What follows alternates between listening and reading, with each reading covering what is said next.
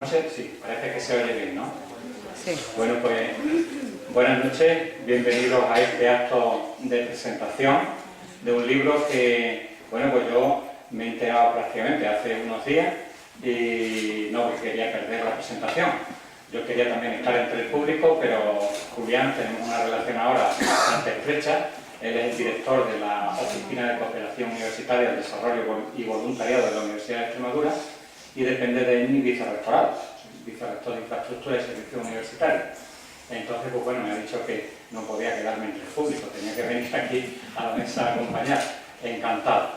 Yo poco voy a decir, simplemente pues es un placer estar aquí con todos vosotros y sobre todo acompañando al director, coordinador y a algunos de los autores del libro, y desde la Universidad de Extremadura encantado de que se hagan cosas como esta que hoy nos van a presentar, porque las acciones que se hagan no ya solo de voluntariado, sino incluso pues desde todo lo que es el ámbito de la cooperación internacional, pues son bienvenidas. Estamos colaborando estrechamente con la Junta de Extremadura, que es lógicamente la que tiene pues, las mayores competencias en nuestra comunidad, y encantado una vez más de estar aquí. Muchísimas gracias, ya, por haberme invitado aquí y tiene la palabra. Muy buenas noches, la verdad, Antonio, gracias a ti por haber tenido a bien visitarnos, el vicerrector de la universidad, todo un honor, la verdad, que hayas tenido el detalle de acompañarnos, sinceramente, porque sé que tú sientes precisamente pues, lo que en este libro se plasma, que no es nada más y nada menos que la cooperación internacional y, por supuesto, el voluntariado. Dos cuestiones que yo creo que son muy interesantes y muy pertinentes en lo que constituye la sociedad actual. Dicho eso, si ustedes me permiten, les explicaré en primer lugar cómo va a ir la presentación del libro, porque aquí hay 4 autores, ojo, somos 9, 4 autores que son todos, residen en Badajoz, no que sean necesariamente placenses, sino que residen aquí y que, al igual que el vicerrector, pues han tenido bien acompañar a este coordinador para su presentación. Le iré dando la palabra, oportunamente, tras esta breve introducción que les quiero hacer como un marco para que ustedes se sitúen un poquito de qué estamos hablando. Pues bien, en primer lugar, la Universidad de Extremadura, todos los que vamos a intervenir somos profesores de la Universidad de Extremadura y yo creo que la mayoría de ustedes son alumnos y hay veces que por insistir en estas cosas que parecen una obviedad, sin embargo, yo creo que tienen su aspecto cardinal. ¿Por qué lo digo? Pues porque muchas veces se cuestiona si verdaderamente la universidad lleva a cabo todas sus funciones académicas, de investigación, de gestión, etcétera, etcétera. Les puedo decir que ni una duda con eso. La Universidad de Extremadura, independientemente de los alumnos, del PAS, etcétera, está repleta de buenos profesionales, de personas que nos queremos lo que hacemos y que verdaderamente nos identificamos cada uno en su función y sus conocimientos. Eso en primer lugar, decirlo. Después que afortunadamente ha estado muy bien dirigida, que hemos llevado unos años en los cuales la universidad se ha abierto internacionalmente, y después le diré por qué digo esto, y eso es muy bienvenido, sobre todo a los que pretendemos sacar un poquito Extremadura, en este caso lo que representamos, que es la universidad, fuera de nuestras fronteras. Cada vez se le conoce más, el marco internacional cada vez ocupa dentro de lo que es el protagonismo que puede tener una universidad, una referencia para Extremadura y concretamente para su universidad. Y eso hay que subrayarlo con letras mayúsculas, porque precisamente el libro que hoy se presenta trata de la cooperación internacional. ¿De qué es producto el libro? Pues precisamente de eso que les estoy indicando a ustedes, de ese carácter internacional que afortunadamente y por fin ha adquirido nuestra universidad en los últimos años. Lógicamente la cooperación es una faceta que se plasma en el libro, pero antes de indicarles lo que realmente puede ser su contenido y especialmente en esa variable, pues yo creo que hay que subrayar otra cuestión no menos importante, el fomento del posgrado. Este libro es producto de un máster de cooperación internacional al desarrollo y movilidad ciudadana que actualmente se está dando en la Universidad de Extremadura, que tiene el aliciente primero, y esto también, lógicamente, pues hay que destacarlo, la universidad y en este caso la Junta de Extremadura. Contamos con una agencia extremeña de cooperación al desarrollo sensible que vio las potencialidades que podía tener llevar a cabo un máster de estas características y lo apoyó desde el primer momento.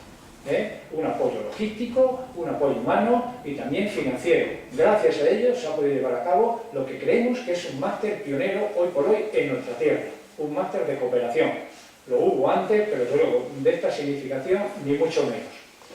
Y ese máster hemos intervenido pues un abanico de profesores del extranjero, nacionales y por supuesto extremeños. Pues bien, los extremeños que hemos sido 10 profesores somos los que participamos en este libro. Entendimos que independientemente de la docencia, de las prácticas en terreno y todo lo demás, pues también teníamos que generar manuales, un manual sobre esta temática y afortunadamente hemos sido capaces de llevar a cabo esta empresa adelante y hoy por hoy es un libro pionero, por eso presentarlo, creo, oportunamente en Badajoz, también lo haremos en Cáceres y no descartamos hacerlo en la capital de España. En fin, esos son los mimbres y eso es de lo que verdaderamente quería destacar en mi caso. En cuanto al contenido, pues mostrarles, antes de nada, un agradecimiento muy sincero a todos los compañeros que participan en él. Por un lado, por el empeño. También por lo destacable de los trabajos que han presentado. Y en tercer lugar, como me han dicho los mismos alumnos, por lo interesante de las aportaciones que hacen en esta labor. No es fácil. La cooperación es muy diversa. Pero que desde luego hayamos sacado adelante una publicación en que de alguna forma u otra podemos reflejar lo que es hoy por hoy ese mundo nacional e internacional, yo creo que hay que subrayarlo, porque tiene su importancia, como oportunamente haré cada uno de vosotros en vuestra intervención. Y como quiero ser breve, y por supuesto dar la palabra a los compañeros, para terminar también una tercera cuestión que yo creo que es nuclear. ¿A qué me refiero? Aquí hay jóvenes que verdaderamente se están abriendo al mundo en conocimiento, en preparación, en formación, etcétera, etcétera. Pero hay cuestiones a las que no podemos ser, ni mucho menos en la actualidad, ajenos. ¿A qué me refiero? Ahora mismo hay, dentro de lo que es la política internacional, una cuestión que desde luego tenéis que estar informados, que tenéis que estar al día. Me refiero especialmente a la Agenda 2030, a los Objetivos de Desarrollo Sostenible, como sabéis, 2015-2030, aprobados por la ONU en septiembre de 2015. ¿Qué son los objetivos? Son 17 objetivos de obligado cumplimiento por la mayoría de los países que hoy por hoy pertenecen a la Organización de Naciones Unidas. Y, evidentemente, eso ha tenido un reflejo en el quehacer universitario. Nos tenemos que comprometer con ello. Desde la Oficina de Cooperación, como bien sabe el vicerrector, hoy por hoy pues tratamos de ser vanguardia en ese aspecto. Me consta que, por ejemplo, la Junta de Extremadura, concretamente la Agencia Extremeña de Cooperación, también lo es. En fin, que aunemos esfuerzos para que esos objetivos que simplemente pretenden llevar a cabo pues, la consecución de un mundo mejor pueda ser real. Y ese, que sencillamente parece, así dicho, lo que deseamos todos, es un objetivo difícil, muy complicado en hambre, en pobreza, en salud, en educación, etcétera, etcétera. Sabéis que hay muchos países que están en vía de desarrollo, pero estamos convencidos de que si todos aunamos el esfuerzo en esa dirección, se podrán conseguir grandes logros, o al menos eso espera quien les habla. En el máster se ha tratado, han venido los mejores expertos que tenemos sobre esa materia. En el libro, de forma independiente a los contenidos, también subyace lo que es, hoy por hoy, esos objetivos. En definitiva, que entiendo que independientemente de lo que pueda ser la publicación de un manual, de la realización de un máster, de la labor que está haciendo la universidad, etcétera, etcétera, esta es una cuestión que nos atañe a todos. Por favor, quedaros con eso, ODS. Cuando lleguéis a vuestro domicilio, si realmente no estáis basados en la cuestión, consultad y en la medida de lo posible, implicar. Desde la Oficina de Cooperación estamos llevando a cabo labores de voluntariado, no solamente aquí, sino incluso en el extranjero, para que todos los que deseéis comprometeros con esta cuestión, que es un tema indudablemente de solidaridad y de hacer un mundo mejor, tengáis respuesta. En fin, eso es, creo yo, una de las cuestiones más importantes que subyacen en esta publicación, que como os digo, yo me callo y voy a ir dando la palabra a los compañeros. En primer lugar, y nobleza obliga, sí, Antonio. Sí, Sí, por favor. Sí, por favor. ¿Cómo no? Muy bien. Disculpad que intervenga otra vez antes de ir pasando la palabra a los compañeros. Es que ya que nos ha tirado alguna flor el director de la oficina, pues yo también quería devolverla. Nosotros, en mi caso, el vicerrector, pues es un mero intermediario en todo este papel. La verdadera apuesta precisamente es el rector de la universidad, ahora en funciones, pero la apuesta es suya, porque realmente no hay obligación. De todas las oficinas que tenemos en la universidad, la única que por ley deberíamos tener es la Oficina para la Igualdad. Todas las empresas que tienen más de 200 trabajadores están obligadas a tenerla, ¿no? El resto es una apuesta precisamente del rector. Y esta oficina yo creo que está haciendo un papel tremendo. Pero no somos nosotros los que estamos tirando del cargo, es el director, son sus colaboradores y son todos los que participan. Y yo espero, y más que espero, bueno, estoy convencido que tendrá su continuidad, porque los candidatos que ahora hay, pues lógicamente los llevan en sus programas y creo que seguirán apostando por toda esta. Muy bien, una matización muy interesante y esperemos, Antonio, que tus palabras no queden vacías y que efectivamente se siga apostando en esta dirección, que yo creo que es muy necesaria. En fin, decía que vamos a dar ahora paso pues, a los autores para que vayan hablando, es decir, aquellos que entendáis que puede ser oportuno, y yo creo, si os parece bien, que en primer lugar, pues más allá de como teníamos previsto, a lo mejor el índice, pues si te parece bien, Juana, nobleza obliga, la única mujer de los cuatro, ¿no? Si te parece bien, tienes la palabra.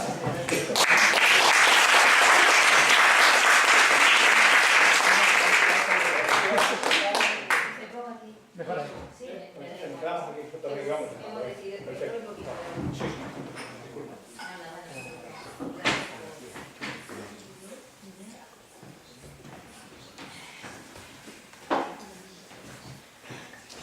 Bien, buenas tardes y bienvenidos. Yo tenía un PowerPoint preparado, pero no he podido ponerlo, entre otras cosas, porque yo creo que va a ser mucho más fácil en 7 minutos deciros algunas de las cosas que quiero decir en relación a mi capítulo del libro, y incluso pues va a ser como más rápido, básicamente, porque lo tenía bien preparado. Bien, yo en el libro, primero agradecer enormemente a Julián el hecho de que me convocase a participar en esta aventura. El primer libro de agroecología que se publicó en España lo publicó la Universidad de Extremadura junto con Mundiprensa en el año 2001. Y aquello fue como una entrada de una disciplina científica como es la agroecología a un mundo en el que hay conocimientos agronómicos en España que no estaba en absoluto abierto a otros modelos de producción, a otros modelos de gestión agraria. Bien, entonces, ¿qué hago yo en agroecología y en cooperación participando en este máster? Pues mi capítulo está centrado en cómo la agroecología es capaz de ofrecer respuestas a la cooperación en desarrollo en relación al cambio climático. Es la suma y sigue de muchas cosas. Sabéis que el cambio climático es uno de los problemas más importantes a nivel social y a nivel ambiental. Y sabéis además que el IPCC, el panel intergubernamental de expertos para el cambio climático, ya ha decidido que las cosas no están funcionando. No están funcionando porque no estamos poniendo medidas.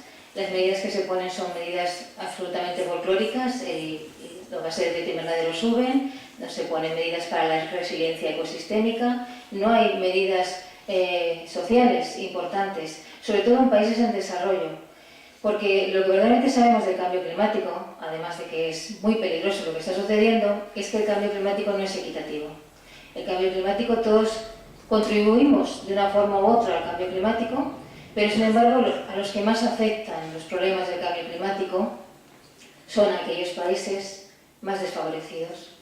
Y sobre todo, dentro de los países más desfavorecidos, a las poblaciones más vulnerables, aquellas que están en situaciones de exposición y situaciones de vulnerabilidad más importantes. Dentro de estas poblaciones vulnerables, porque normalmente son poblaciones ligadas a sectores primarios, a una agricultura y a una ganadería, a una acuicultura familiar, básicamente a pequeña escala, situada en zonas del territorio que son mucho más propensas a los desastres climáticos, incapaces de recuperarse porque no disponen ni económicamente ni a nivel de otro tipo de recursos para poder hacer frente a eso que se les ha venido encima. Y además, dentro de esa vulnerabilidad hay otro tipo de factores, como por ejemplo el género, que también es muy importante tener en cuenta. Las mujeres son la población más vulnerable dentro de este sector, macrosector de vulnerabilidad, las mujeres y las niñas. Fijaros que las mujeres representan el 70% de la producción de la agricultura familiar. Ellas nos proveen de alimento a sus familias. Básicamente, el 43% de las mujeres en países en desarrollo se dedican directamente a la producción agrícola, ganadera, acuícola, y sin embargo hay culturas en las que las mujeres y las niñas comen las últimas cuando hay escasez de alimento. Son muchos la complejidad de todo lo que está relacionado con el cambio climático y con la cooperación al desarrollo. Y todas las organizaciones políticas están centrándose ahora en conseguir políticas estructurales que tengan en cuenta esas desigualdades y básicamente que tengan en cuenta cómo potenciar la recuperación ante procesos de cambio climático. Sin embargo, nos parecía que eso se quedaba corto. Nos parecía que centrarnos en la recuperación implicaba no centrarnos en la mitigación, no centrarnos en intentar que no se produjese ese estado de vulnerabilidad, y ahí es donde la agroecología tiene un papel importante. La agroecología es una disciplina científica, que aparte de eso es muchas más cosas, porque muchas veces actúa como un modelo de uso de recursos, otras veces actúa como un movimiento social. En general, lo que la agroecología da a todo este proceso que estamos nosotros generando dentro de la cooperación y el cambio climático es una respuesta mucho más global, mucho más holística a todos los aspectos que están relacionados con la producción agraria de sectores vulnerables y sobre todo con la producción agraria dentro de recursos naturales que son evidentemente no renovables y en los que más podemos actuar dentro de este ámbito. Organizaciones muy importantes como la FAO y la ONU ya reconocen que la agroecología tiene un papel importantísimo en la soberanía alimentaria.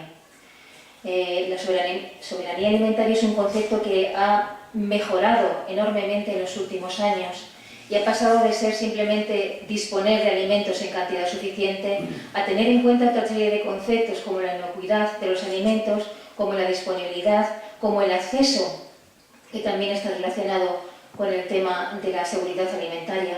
Entonces, en este momento, la seguridad alimentaria no está garantizada en los países en desarrollo para las poblaciones más vulnerables. Fundamentalmente, como os decía, pequeños agricultores, pescadores, ganaderos, fundamentalmente agricultura familiar.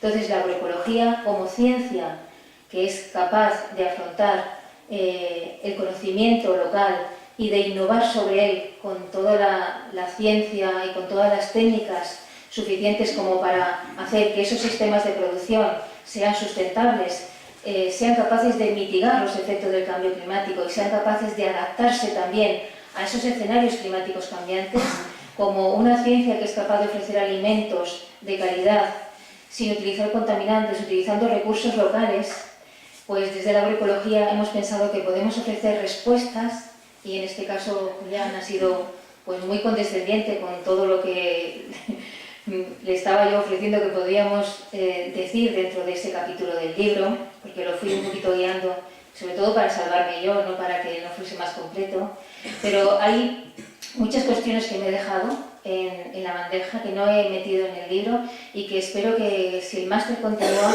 pues podamos ofrecer a los alumnos y a las alumnas de esa futura continuidad sobre este aspecto, que creo que es un aspecto muy interesante porque da respuestas a toda esa complejidad que significa el desarrollo, la cooperación al desarrollo en materia de resiliencia ante el cambio climático.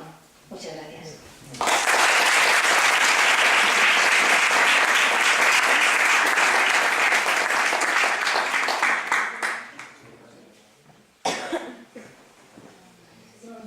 Muy bien, muchas gracias, Juana. Se me había pasado que Juana, bueno, alumnos aquí, yo creo, Departamento de Biología Vegetal, y imparte clase en la Ingeniería Agraria de la Universidad de Extremadura. Muy bien, pues seguimos. Orden ahora de índice, Jesús Pérez, que es del Departamento de Economía de la Universidad de Extremadura, por supuesto profesor de Economía, también partícipe del libro. Bien, muchas gracias, bienvenidos. Gracias a Antonio por estar aquí y a Julián pues, por contar conmigo en este reto del máster y después del libro, que el libro sí que ha sido un verdadero reto porque una cosa es prepararse una clase y otra cosa muy diferente es organizar y estructurar pues, la clase que uno tiene y ponerlo en el papel. Y me vais a permitir un comentario nostálgico que no sé si me va a quedar muy cursi, que es que yo fui uno de los alumnos que, si cuando sacáis veréis una estatua en la escalera, yo fui alumno del Bárbara y cuando yo pasaba, cuando yo venía a clase, pues cuando estaba la puerta entreabierta, veía una cosa rara y hoy por fin pues, he tenido la oportunidad de estar aquí. Entonces también pues, os doy las gracias por permitirme cumplir un sueño que hace ya mucho tiempo que uno tenía, ¿no? He venido en una noche en blanco, pero no estar aquí, en un momento como este, ¿no? Y a diferencia de lo que acaba de decir Juana, yo debo reconocer que en mi capítulo, que es uno de los primeros, que de alguna manera, pues junto con el del profesor Antonio Jurado de mi departamento, pero que da clase en Cáceres, describe o intenta hacer un diagnóstico de cuál es la situación, cuáles son los retos en los que esos actores contemporáneos de la cooperación pues tienen que desarrollar su labor, y debo reconocer que he hecho trampas. Porque si uno lee mi capítulo, cuando lo leáis, pues veréis que yo no doy respuestas, ni ofrezco certezas. Mi capítulo es pues una manera de compartir retos que creo que tenemos como sociedades nacionales y como sociedad global, ¿no?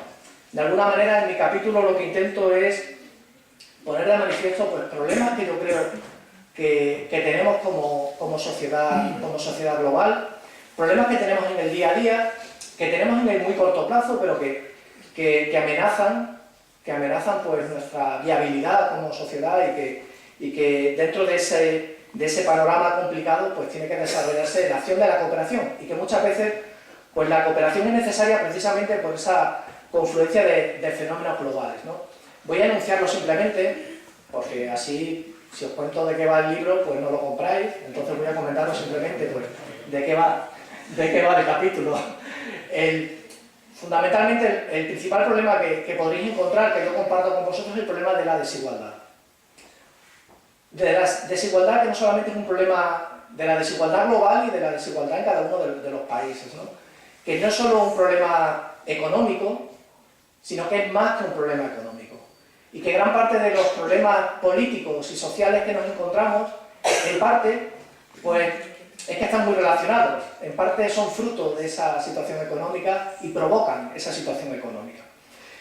Hay una gráfica que encontraréis en el libro, que se ha hecho famosa en los últimos años en Estados Unidos, que hizo un economista que se llama Branko Milanovic, que simplemente lo que hizo fue intentar representar en un gráfico dónde estábamos cada uno de nosotros, teniendo en cuenta, a medida que uno iba hacia la derecha, pues que uno es más rico en términos globales, y a medida que uno sube, pues que desde el año 1980 hasta el año 2008, es decir, más o menos, pues cuando uno podría decir que empezó a producirse la globalización, porque China e India empezaron a participar, pues cuánto ha crecido la renta. Y cuando uno dibuja y va uniendo los puntos, pues sale una curva que los economistas, cuando queremos vender libros, no como este, antes era una broma, cuando queremos vender libros tenemos que poner un nombre de marketing, y le llamamos la curva del elefante, porque cuando veáis el libro veréis que tiene la forma de un elefante. ¿Y qué es lo que ocurre? Pues cuando uno mira el punto más alto de la oreja, es decir, personas que están en la mitad de la riqueza en términos globales, pero que su renta ha crecido mucho, pues ahí nos habla que son los que en principio parece que han ganado con la globalización. Son pues, las clases medias de países como China, como India, que han crecido mucho, pero que siguen siendo relativamente pobres. Y cuando uno se va al punto, al final de la trompa, porque un elefante que tiene la trompa levantada, bueno, pues son los que realmente han ganado con la globalización, son los que eran más ricos antes, los más ricos después, y son los que más han crecido su renta. ¿Y dónde está el problema? Y es donde quería hacer, y por eso tuvo tanto hincapié en Estados Unidos, coincidió antes de las elecciones presidenciales, ¿Dónde está el problema de esa gráfica? El problema está en la parte baja de la trompa. Personas que tienen la sensación de que han perdido con la globalización. Porque su renta no ha crecido mucho. Pero es que son más ricos que el 75% de las personas que viven en el mundo. Y eso tiene implicaciones políticas y sociales. Porque tendemos a añorar pues, un pasado muchas veces idílico en el que las cosas no iban bien porque yo era rico y encima crecía mi renta, y la culpa de que yo no siga así es de los otros. Y eso afecta a la cooperación. Afecta a cómo vemos a los otros. Afecta a pues, qué tipo de partidos políticos o qué tipo de políticas queremos apoyar mirando en términos globales, ¿no? Hay otra serie de retos que comento en el libro y que también me preocupan y que están relacionados pues, con la globalización. Y esto es lo que tiene que ver con el cambio tecnológico. La globalización y el cambio tecnológico han provocado que, si tuviéramos que describir con un rasgo cómo nos encontramos, pues sería una situación de incertidumbre. El futuro es incierto, pero es que pasan cosas que pensábamos que nunca iban a ocurrir. Hay un economista famoso que acuñó la frase, la palabra cisne negro para describir qué ocurre cómo llamar a ese fenómeno que ocurre cuando nadie se lo esperaba, y ahora lo raro va a ser encontrar un cisne blanco, porque están pasando muchos cisnes negros. Yo no sé, pero si miráis hacia atrás, yo empiezo a sumar y cosas que decían en la prensa, no, esto nunca va a pasar, pero pasaba. Gran Bretaña se va a ir de la Unión Europea, Cataluña casi se va de España, Trump ganó las elecciones cuando nadie decía que las ganaba, nadie de la prensa global. ¿Qué pasa? Bueno, pues en parte digo que son retos, es decir, que no estoy ofreciendo certezas, pero puede que esos fenómenos sean los que estén explicando pues, parte de la incertidumbre que pasa. Y también esa incertidumbre pues, tiene que ver mucho con qué va a ocurrir con el mundo del empleo. Y el mundo del empleo pues, se va a ver afectado, y se está viendo afectado pues, por esas dos fuerzas que os decía, y puede cambiar la percepción que se tenga sobre la globalización. Comento otras cosas, pero brevemente, porque sabía que algunos autores lo iban a tratar. Introduzco una breve reflexión sobre qué efecto va a tener el cambio climático sobre la economía y la economía sobre el cambio climático. O en qué medida pues, los economistas colonizamos el resto de la sociedad y prácticamente hacemos que toda la sociedad piense en términos económicos. Y muchas veces piensa más el resto de la sociedad en términos económicos que los propios economistas, ¿no? A mí me sorprende cuando muchas veces gente que no sabe economía utiliza el mercado para todo. Y digo, si supieras de economía no lo harías, pero lo hacen, ¿no? Bueno, ese tipo de reflexiones las recojo, ¿no? Y bueno, intento, como es el segundo capítulo, pues he intentado que tengan una pizca de esperanza y de optimismo, porque si no, pues nunca llegaréis al tercero. Diría, este capítulo lo dejo aquí el libro en el segundo capítulo, porque si no, no sé cómo voy a vivir el resto de la semana. Es posible cambiarlo, pero nos obliga, el cambio nos obliga a actuar y a actuar ya. Hay un famoso trilema que Rodrik, un economista de Harvard, planteaba, ¿no? En este mundo que tenemos, que nos obliga a actuar y a optar, porque hay tres cosas que son imposibles que se den al mismo tiempo. Es imposible que tengamos una hiperglobalización y que al mismo tiempo queramos que los países sean los que decidan y que al mismo tiempo tengamos democracia. Tenemos que elegir entre dos de esas tres cosas. Y el peligro es que la elección sea tener hiperglobalización y que los países decidan, porque entonces no tendremos democracia. Y aún más, en los últimos años se está dando algo más grave y que nos impele a actuar, ¿no? y a tomar medidas, y a reflexionar y a plantear opciones, ¿no? Por eso decía que es un capítulo en el que sobre todo se intenta reflexionar.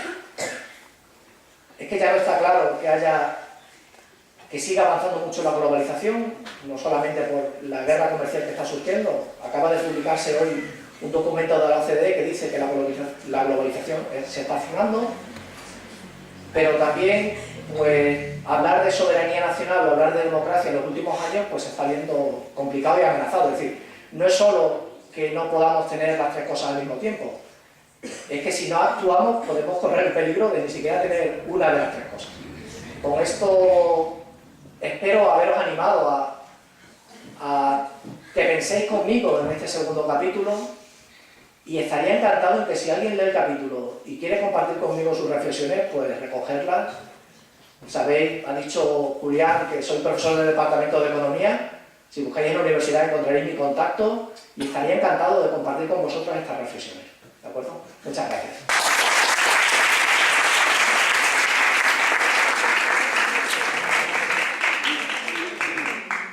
Muy bien, Jesús, muchas gracias.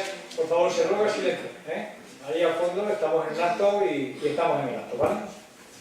Decía que muchas gracias, Jesús, y desde luego, como Juana también, el ofrecimiento yo creo que es de todos, ¿no? Esto se trata de un libro que queremos que tenga movimiento y evidentemente, como tú bien dices, sería muy interesante. Cualquier duda, cualquier conjetura que haya sobre el tema, estamos muy interesados en contestar. A ver, Víctor, cuando puedas, Víctor Valero, del Departamento de Dirección de Empresa y Sociología, por supuesto de la UAS.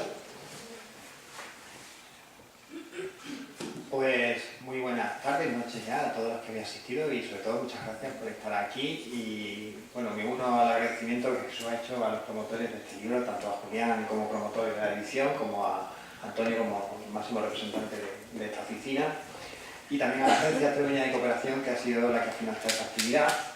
Y también quiero reconocer la labor de mis compañeros autores de este libro, que yo creo que realmente han puesto mucho valor y mucho conocimiento y os invito a que lo descubráis. Bien, en mi caso, siendo un libro que hablaba sobre actores de la cooperación, pues mi capítulo se centraba en describir y hablar un poco de algunos de los actores, en concreto de uno de los actores que tradicionalmente más representatividad, más reconocimiento tienen en el mundo de la cooperación, como son las ONGs. Mi trayectoria más allá de la puramente docente, me ha llevado a estar vinculado al sector de las ONGs y quería verter ahí un poco el conocimiento y más que todo el diagnóstico que creo que tiene actualmente el sector de las ONGs. Bien, en este capítulo, una de las primeras cosas que se aborda, lógicamente, es qué entendemos por ONGD, que realmente es una ONG de desarrollo y qué evolución tiene. Y una de las cosas más interesantes que se pueden plantear cuando se conoce el sector es que seguramente muchos de los que estáis hoy aquí identificáis la cooperación al desarrollo con las ONGs o las ONGs con la cooperación, es decir, probablemente es el actor de la cooperación que tiene más representatividad y que tiene más reconocimiento, pero es un actor muy pequeño realmente del sector. Las ONGs no manejan más del 5% del presupuesto mundial de cooperación y en España, donde las ONGs sí que son pues un actor mucho más importante que en otros países, no llega a ser superior al 15% el dinero que se juega desde las ONGs en la cooperación para el desarrollo. Realmente los actores importantes pues son las instituciones multilaterales, sobre todo, y los estados. Pero son actores muy importantes por lo que significa su identidad y porque además es el vehículo en el que la sociedad civil participa de la cooperación al desarrollo.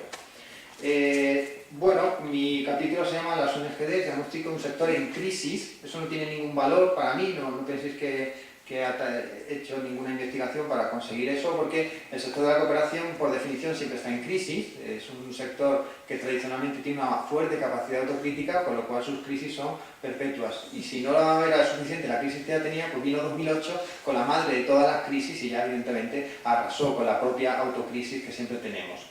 Y planteo en el libro sobre todo que la crisis, o por lo menos la situación problemática que las ONGs viven, pues está sobre todo condicionada o debida a tres dimensiones. Hay un primer vector muy fácil, en el que yo me siento muy cómodo, soy como Jesús también economista, que es la crisis de la financiación de las ONGs.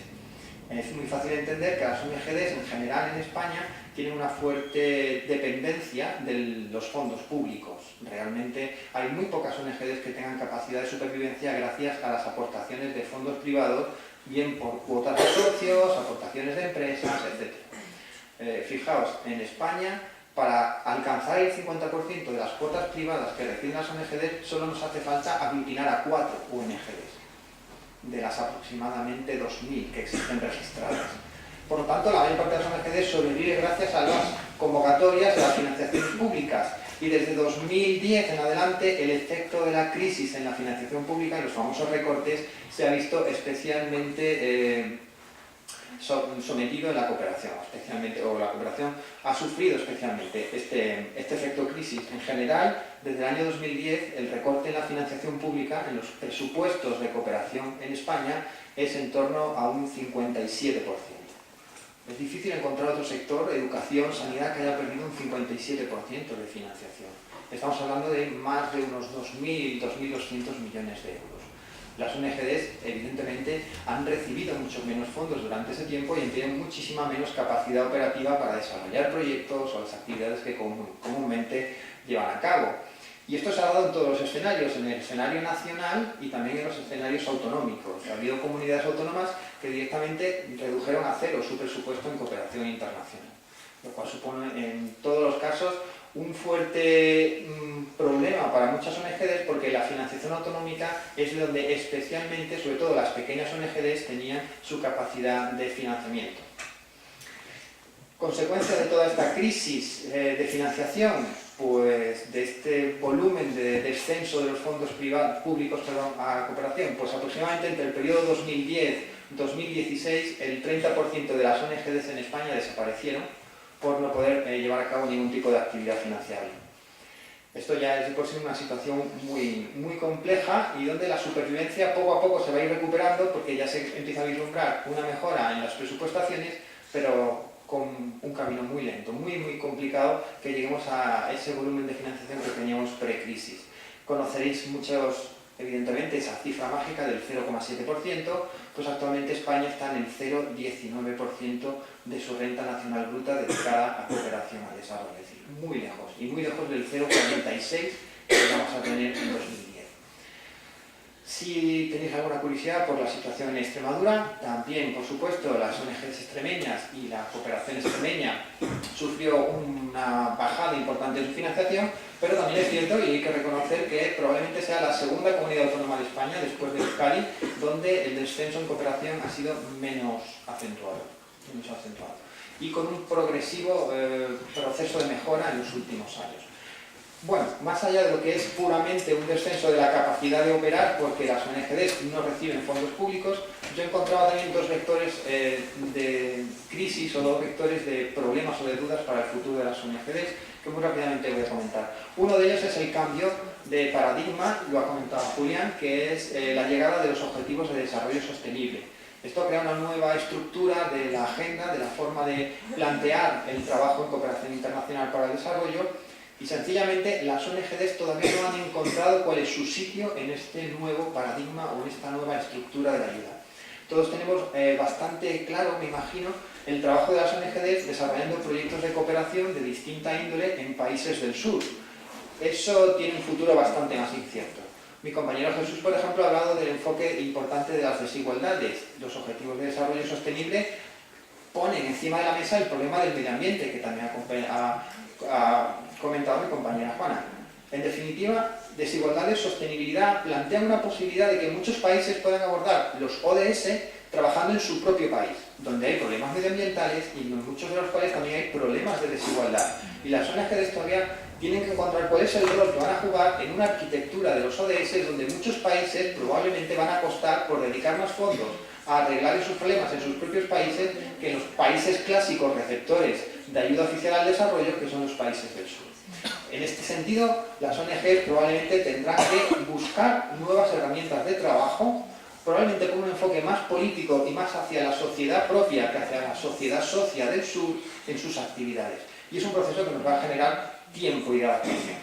Y un último problema muy rápido, y es que las ONGs, que en mi opinión, yo creo que en la opinión de la mayoría, tienen una imagen muy favorable, y las encuestas del CIS, en las encuestas del Instituto Elcano, siempre aparecen como una de las instituciones mejor valoradas, por supuesto por encima de los partidos políticos, por ejemplo, pues sí es cierto que la opinión pública tiene esa visión de las ONGs, pero las ONGs han perdido importante base social e importante apoyo público. Existe una notable caída del apoyo y de las bases sociales de las ONGs. Y esto es un problema de base muy interesante, porque las ONGs tienen que emanar y tienen que tener su músculo en la sociedad civil. Si no tenemos detrás de nosotras el apoyo y la legitimidad que nos da la sociedad que está detrás de las ONGs y del mensaje de la causa de las mismas, pues realmente nos quedamos como una especie de entidades profesionalizadas o asesorías de proyectos de cooperación.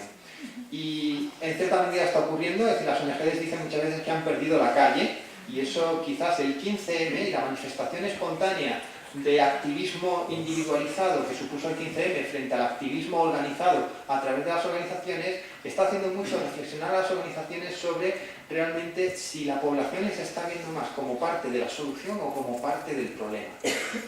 Dicho estos tres elementos, finalizo muy rápido con algún spoiler, ¿no? Vamos a dar también algún spoiler, que es alguna conclusión sobre cuál debe ser el futuro o cuál puede ser la solución. En mi opinión, el problema de la financiación no va a tener mucha facilidad, ni va a incrementar los fondos públicos que se destinan a cooperación de manera sensible, y la financiación pública, fondos privados, y la financiación pública va a crecer muy lentamente y no sabemos exactamente hacia qué destinos, quizás no hacia las propias organizaciones. Pero lo que sí es cierto es que la legitimidad social y el nuevo rol deben de plantear a las ONGs algunos nuevos enfoques de trabajo, y dejo solamente dos encima de la mesa. Uno, el trabajo en alianza. Es fundamental que entendamos que el trabajo en los ODS es el trabajo de cooperación, es un trabajo por luchas y causas globales. No tiene sentido las entidades de desarrollo por una parte, las de derechos humanos por otras partes, las de medio ambiente por otra parte. Estamos hablando de bienes públicos globales, de causas globales, y evidentemente el mensaje tiene que ser compartido y luchado por todas estas entidades. Por lo cual el trabajo en alianza es uno de los escenarios más interesantes que las coordinadoras, tanto de ONGs de desarrollo como de otros ámbitos, derechos humanos, medio ambiente, género y cualquier otro colectivo, pues van a tener mucho que avanzar junto con la necesidad del trabajo en red para construir una ciudadanía global desde lo más local. No podemos cambiar este mundo pensando que estamos luchando contra causas y problemas globales desde una sociedad civil, personas locales que están desconectadas muchas veces de estos problemas. Las ONGs tienen que ser esos intermediarios que desde lo más pequeño, desde lo más local, desde las pequeñas localidades, se consiga crear una concepción de ciudadanía que apueste y luche por estas grandes causas, estos problemas globales. Eso creo que debería ser, está siendo, no debería ser, está siendo el enfoque de trabajo de futuro. Os invito, como comentaban mis compañeros, a contactar conmigo si lo deseáis, tanto para esto como para cualquier otra cosa que esté relacionada con el sector, y sobre todo siempre agradecer que dediquéis parte de vuestro tiempo a algo tan maravilloso como es la cooperación. Muchas gracias.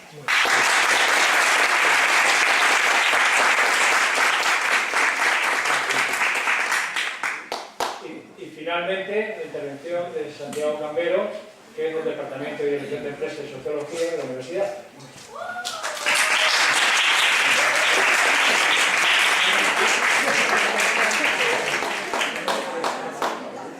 Bueno, pues primeramente, hablar el último en este tipo de actos tiene sus inconvenientes, pero también tiene sus ventajas. Porque yo puedo resumir o puedo introducir algunos elementos que no se han dicho anteriormente. Incluso puedo permitirme el lujo de saltarme el protocolo y no hablar de mi libro, sino hablar de otros libros. Y eso es lo que voy a hacer.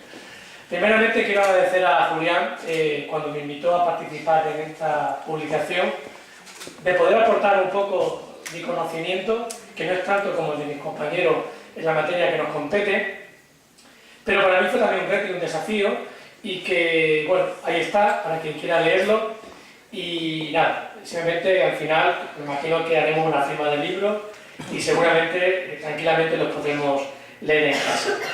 Por supuesto también decir que lo que yo publico en este libro, que como digo nos invitó Julián, y que aceptamos gustosamente. En mi caso son artículos que fueron publicados durante bastantes años en la prensa extremeña, desde 2002. Yo ya hablaba en 2002 de algunas cuestiones que ahora se están tratando en diferentes foros políticos, académicos y de otra índole, y por tanto a mí casi nada de esto me coge por sorpresa. Y además los sociólogos, que tenemos fama de ser gurú y de ver de alguna manera el futuro, pues yo me atrevo a decir que es verdad que algunas veces somos capaces de ver lo que va a suceder con un poco de antelación que al resto. Por eso la sociología, las ciencias sociales, bueno, pues tienen una cierta diferencia con otras disciplinas científicas. Mira, yo creo que vivimos en un cambio de época, o una época de cambio, que están sucediendo cosas de una manera muy vertiginosa, en la que muchas veces no somos conscientes ni de los efectos ni de las causas.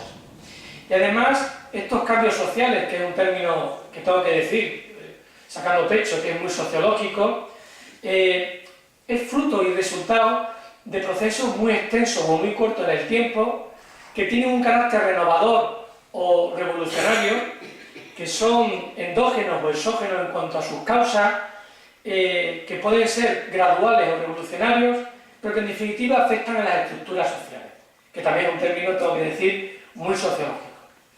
Por tanto, yo me atrevería a decir que estamos viviendo en un momento en el que vivimos en sociedades muy atomizadas y muy segregadas, por lo que aquí se ha comentado con anterioridad, por diferentes motivos. Y yo voy a hablar de 3 motivos.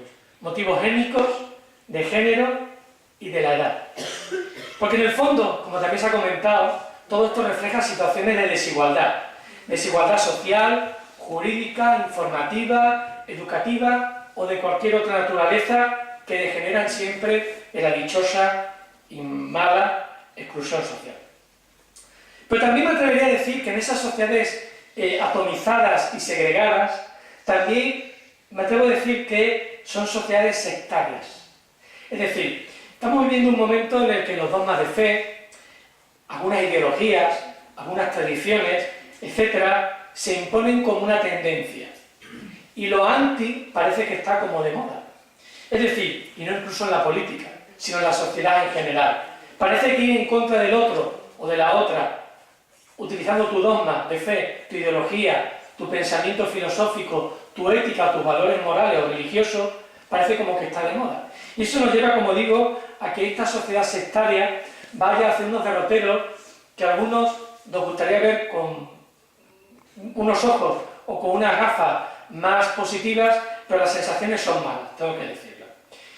Si en el siglo XIX, y mi alumnado lo sabe, había pensadores críticos que analizaban la sociedad europea emergente, aquella sociedad capitalista tras la revolución industrial, y denunciaban aquellas primeras desigualdades, aquella conciencia de clase que el pensamiento marxista ponía de manifiesto para que las clases sociales pudieran de alguna manera conseguir arrebatar ese poder que tenían la burguesía, recordad, clase obrera, clase burguesa. Si en el siglo XX se establecieron alianzas internacionales para combatir el fascismo, incluso el comunismo, desde el liberalismo omnipresente, que pretendían, como bien sabemos, regímenes y modelos